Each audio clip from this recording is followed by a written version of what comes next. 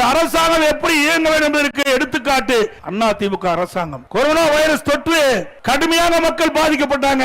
இன்றைக்கு அந்த corona virus காற்றிலே எளிதாக பரவக்கூடியது, ஒரு இடத்திலிருந்து மற்றொருக்கு எளிதாக அந்த நோய் வைரஸ் பரவக்கூடியது. அப்படிப்பட்ட அந்த கொரோனா வைரஸ் பரவலை முறையாக தடுத்து மக்களுடைய உயிரை காப்பாற்றிய அரசாங்கம் அதிமுக அரசாங்கம்.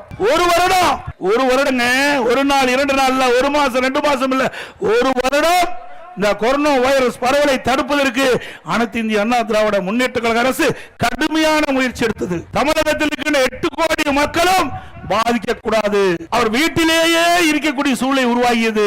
அப்பொழுது மக்களை பாதுகாக்கப்பட்டோம், உயரவில கட்டுப்பாட்டில் வச்சிருந்தோம். ஒரு ஆண்டு அரசாங்கத்துக்கு எந்த வருவாயும் கிடையாது, அப்பொழுது கூட மக்கள் துன்பப்படவில்லை.